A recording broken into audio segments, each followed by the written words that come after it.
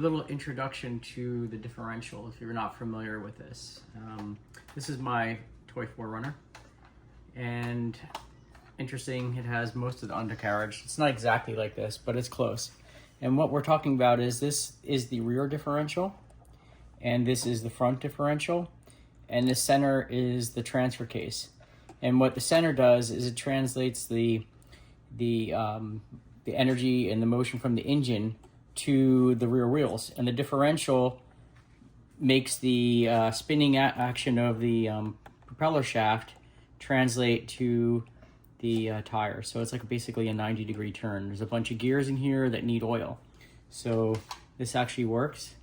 So just to give you an idea, that is where it spins, and you can see that the transfer case moves both the rear and the front differential for four-wheel drive. You will be changing the gear oil in both the front and rear differential and the transfer case. And when we do that, we are going to film it all and break it into a couple videos so that you guys can do this at home.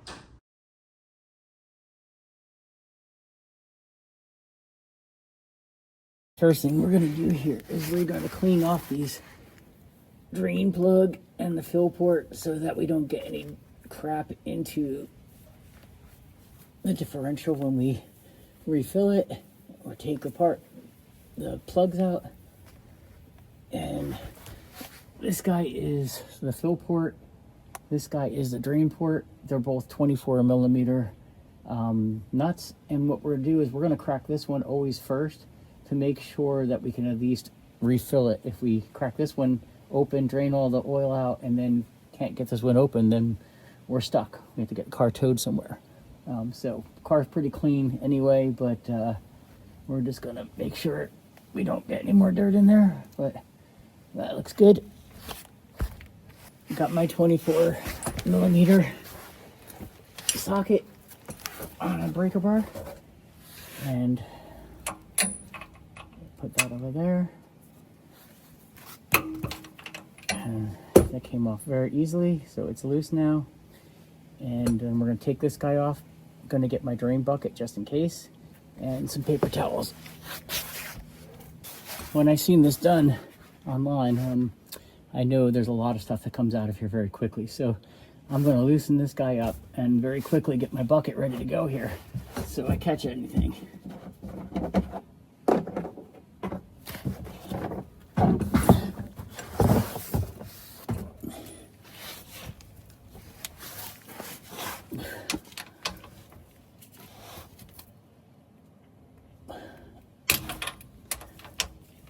And again, that came off super easy. So this guy right here, I'm just gonna take off now. Okay, and we're gonna replace that washer when we're done here with a new one. And I'm gonna put that in a safer spot now.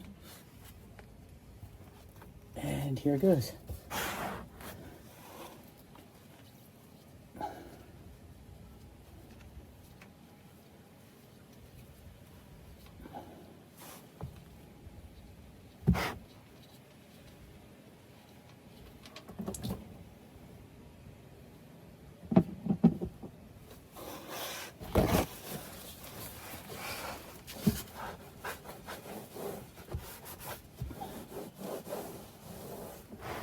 There we go, so not too bad.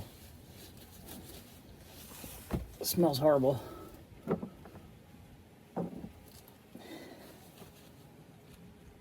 We'll let this drain for a little bit. And while that's draining, I'll show you that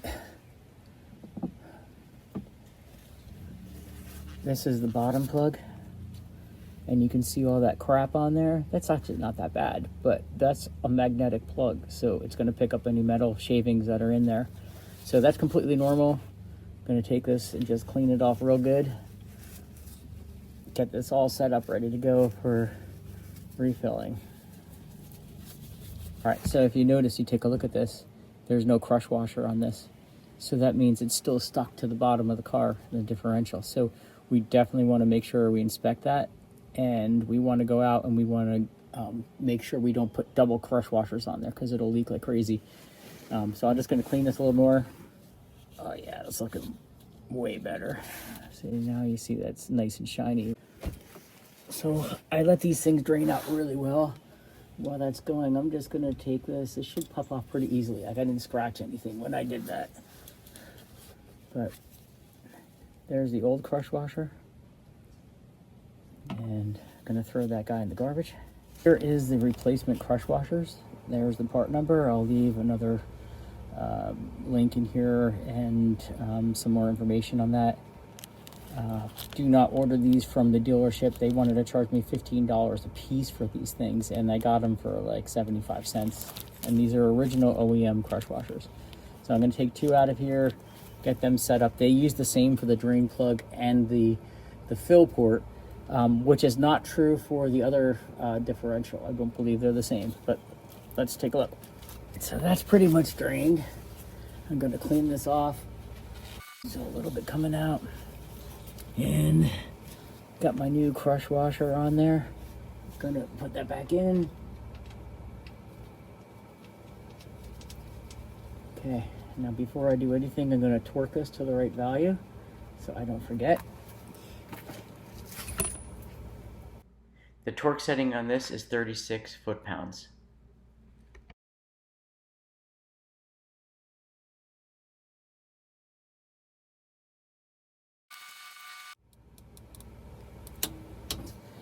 Now we're ready to fill. So I've already got my, move this out of the way. I've already got my differential fluid, and I got a transfer pump. Crazy, this stuff looks blue. But this is kind of neat. Unfortunately, I got the wrong size for this bottle. But we're just going to pump it like that. But this has kind of got a neat little clip-on thing over here, so basically I can stick it into the port and it'll stay there without me holding it.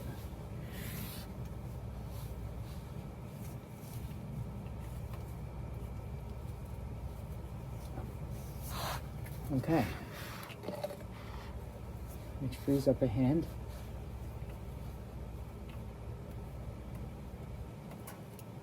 Okay, and then I'm gonna get this, because we're gonna pump it until it overflows and drips out. And then we know we're full.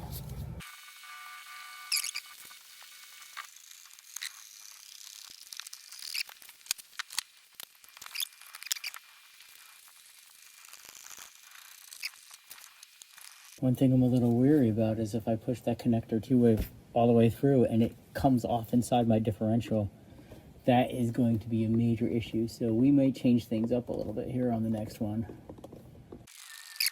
All right, so we're done with this bottle, and now we're going to the third bottle.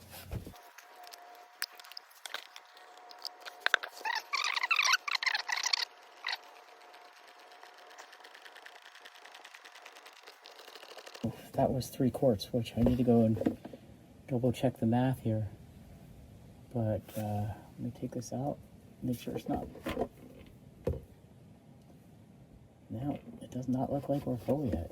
So let me check the math here. Okay, so what's really interesting is that this is supposed to hold 2.97 quarts. I double checked my car is level, but I'm at 3 quarts right now. So either they shorted me in the bottle, or I don't know, this holds a little bit more.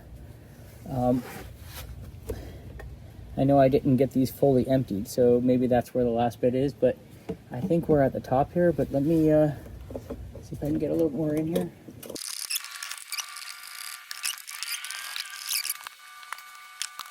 Now it's coming out.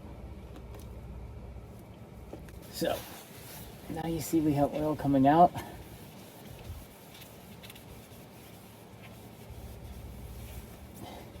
So we are right at the top of that transfer case, and I can still see it dripping. So we're right at the level.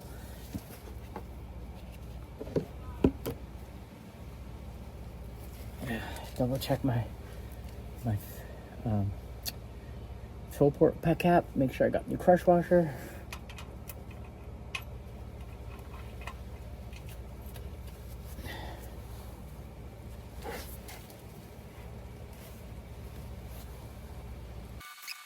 All right, and the last thing we want to do is we want to make sure we retorque that at 38 foot-pounds. So I got everything set up from before. So I just want to show you this to you. This sway bar is really in a bad spot because I can't get my torque wrench onto that. So I had to find and modify this thing to get a pretty short extension on here. And then I'm going to hopefully get around the back side of the sway bar. So here it goes. All right, and that was a pain.